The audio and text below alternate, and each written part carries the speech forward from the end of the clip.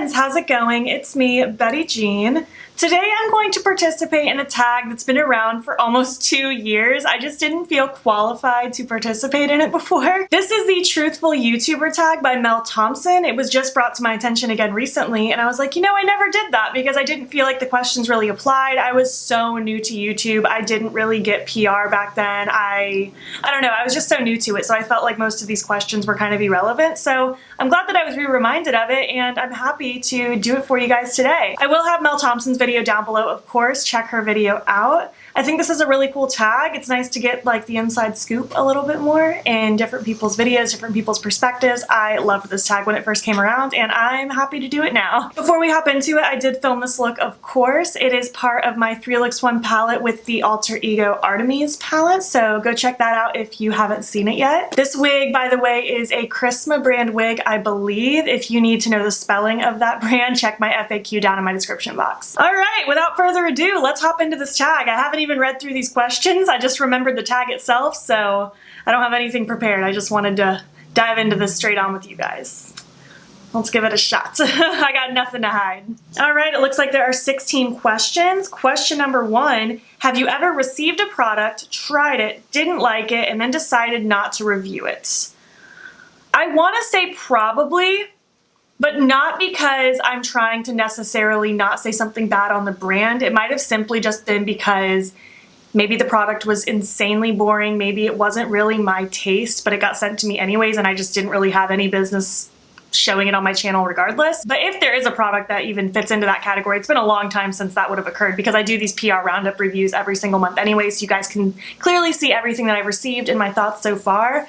So I don't think I've done it, but maybe, and again, it's not in like with a weird intent behind it. It's simply just because maybe it was boring or just something I truly didn't feel like using on my channel. But with that being said, I most likely didn't try it if that's the case. I probably would have received it and then put it away for a future giveaway.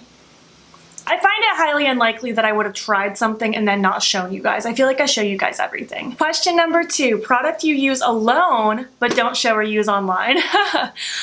My brow products, I always do my brows before I go on camera, and it's only because my brows are boring. All I really do is brow gel. I did throw a little bit of like powder in my tails to fill them in a little bit deeper, but I don't do anything wild and crazy with my brows. Maybe once in a while I'll do it on camera, but I always skip that step. I do always have it in the description box, but I always skip it.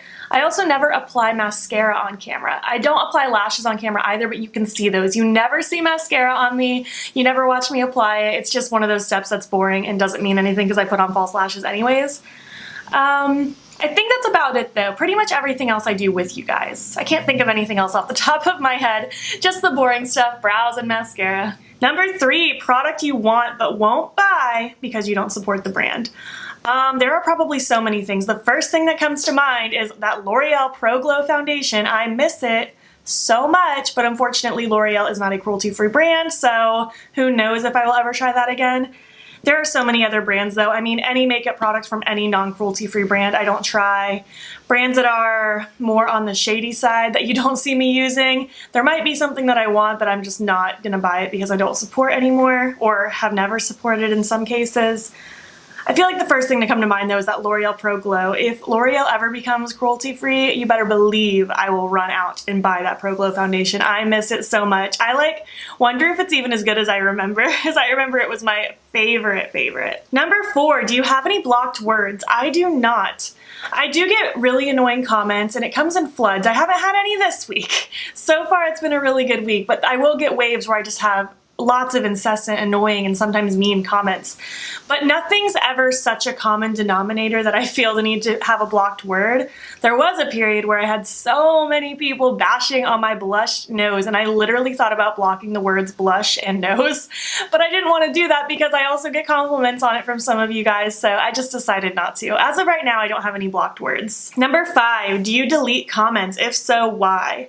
Absolutely. I used to not. I used to be a firm believer in not deleting anything, But then I realized if something is like actually hurting me to read it, I don't want to see it. I don't want other people to have to see it. If it's something negative towards someone else, I won't necessarily keep it up either, just depending on the context. Like if it's against one of my like personal friends or a YouTube friend or something like that, I'm not going to keep that up because I would hate for them to run into that comment. That's horrible.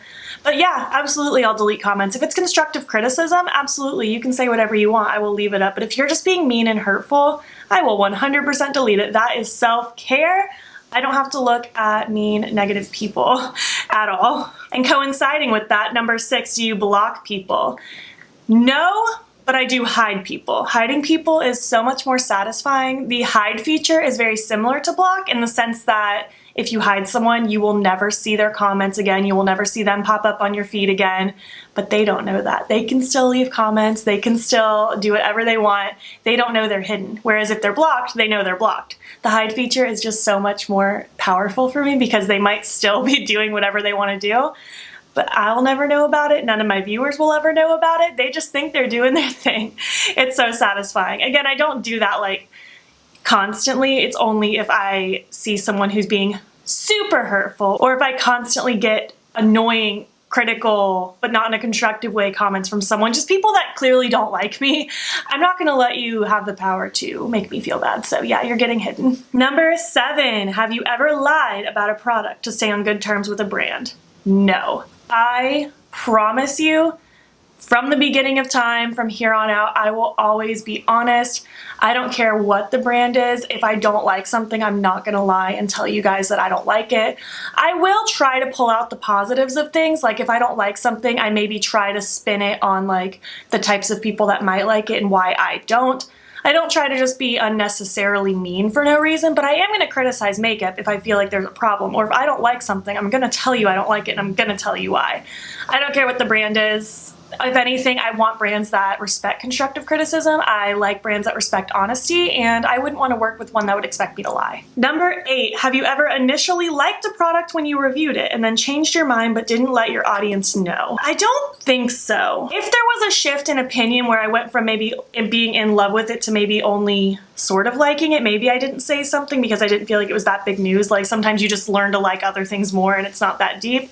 But I can't think of an instance where I loved something and then suddenly decided I hated it and didn't tell you guys. If I think of anything by the end of this video, I'll let you know, but I really, really, really don't think I've done that. I feel like I would 100% let you know if I change my mind on something.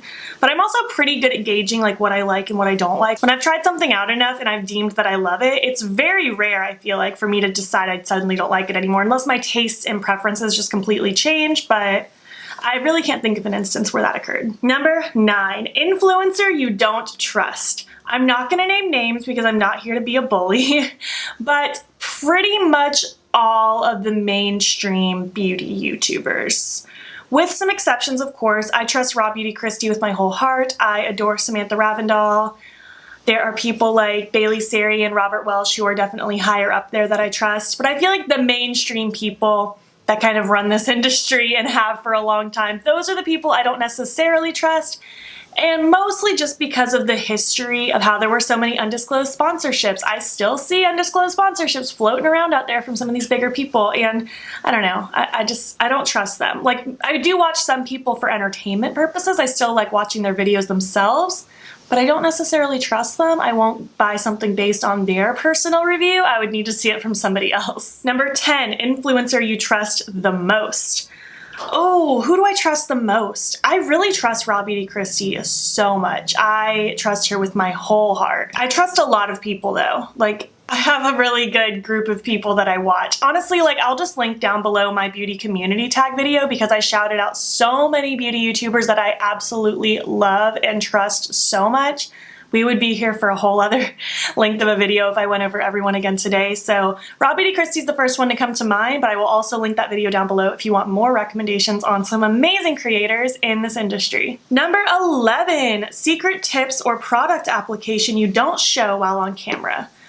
I can't think of any. I feel like some of my biggest tips I'm happy to show you guys, like my glitter primer with shimmers. It makes everything pop more. I love it so much. I guess I don't show you how I apply my lashes on camera. That might be the only thing, and it's not any malicious way, I just don't feel like I do anything that exciting. I highly recommend Raw Beauty Christie's false lash video. I found that one to be the most helpful when I was learning. The only things I do with my lashes, I trim them to fit my eye shape so that they're not too long, because most of the time they're a little too long for me. I put my House of Lashes lash glue, which is always in my description box, on the band. Let that sit for at least 2.5 minutes, sometimes 3.5 to 4, just depending on if I'm distracted. I also do a little line of the glue right up against my lashes on my lid, and then when it comes time to actually stick the lash on, it goes on like a magnet. If I remember, I'll apply them on camera for a get ready with me or something at some point. I just don't think about it because it's such a boring step. But again, I highly recommend Raw Beauty Christie's video. It's very in-depth. She did a great job explaining, and that's what helped me learn in the first place. Other than that, I can't think if there's any like special tips or tricks that I do that I don't show you. I think the lashes is like the only thing. Number 12, have you ever shown one product but we're actually using another? I literally can't think of a reason why I would ever do that. I guess my answer is no, because I literally can't think of why I would do that. No, I've always shown you what I'm using and told you what I'm using correctly. That just seems so weird. Why would I do that? I guess people might do that. You'll never catch me doing that. Number 13, have you ever not disclosed a sponsorship? No. I've only just started taking sponsorships this year because I'm finally at the point where brands want to work with me, and it's really exciting.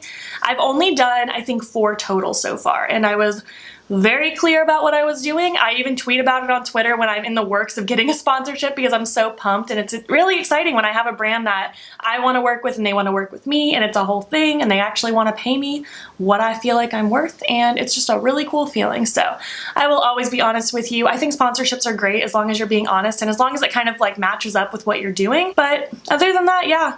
Sponsorships are cool as long as you disclose it, bottom line. Number 14, have you ever had a bad interaction with a brand?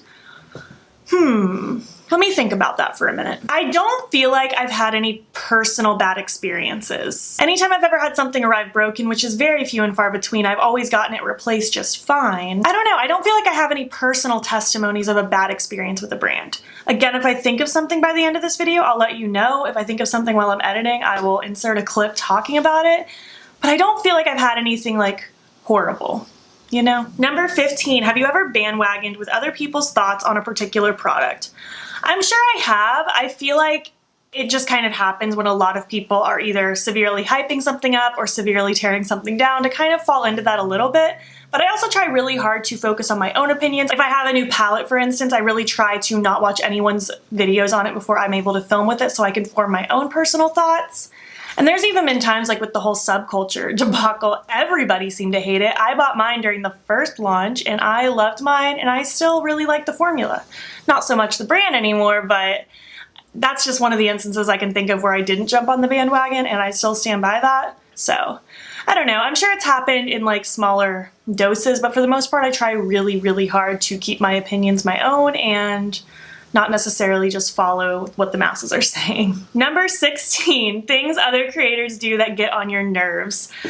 Oh man, let's see. Again, I don't want to be like too nitpicky or be like a bully or anything. I mean, non-disclosed sponsorships grind my gears because it's so obvious if someone was sponsored in a video or a post and they just didn't disclose it. I don't understand why they do that. Just disclose it. People are going to respect you a lot more if you just disclose that you're sponsored. Be excited that you're sponsored. It's a really cool thing. You get to work with a brand and get paid for it. Like, that's amazing. So just disclose it. We'll all respect you more. I also don't like seeing blatant copying from creators. Like, if you are inspired by someone's look and like recreate it, give that person credit. It's not that hard. It doesn't take anything away from you if you say you're inspired by someone else. Just little things like that.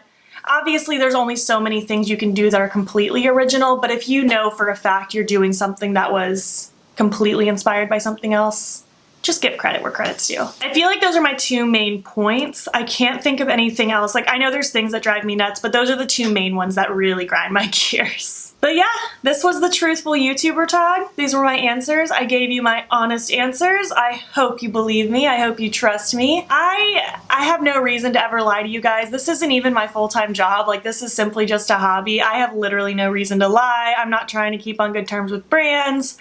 I would much rather keep on good terms with you guys and just do what makes me happy and keeping the integrity alive. If you have a channel, I encourage you to do this tag. It's very fun. I remember loving these videos when this first circled around, so I'd almost love to see more people do it again, because maybe you were in a situation like me where it was completely irrelevant the first round, but maybe you could do it now. It would be really fun. If any of these questions pertain to you as viewers, I would love to hear your answers and just your comments and feedback as well. I think it's a really interesting conversation starter, and let's just talk about it in the comments below. If you made it to the end of this video, I want you to leave me a dessert emoji, and if you liked it, give it a thumbs up. If you're not already, please hop over to my Instagram. It's BeautBean. Follow me there. I post every single day, and don't forget to subscribe. I'm posting most days here as well. Black Lives Matter is always going to be important. Please make sure you're staying informed and educated. There is a link in my bio on resources to how you can help. Thank you so much for watching, and I will catch you in the next one. Okay, bye.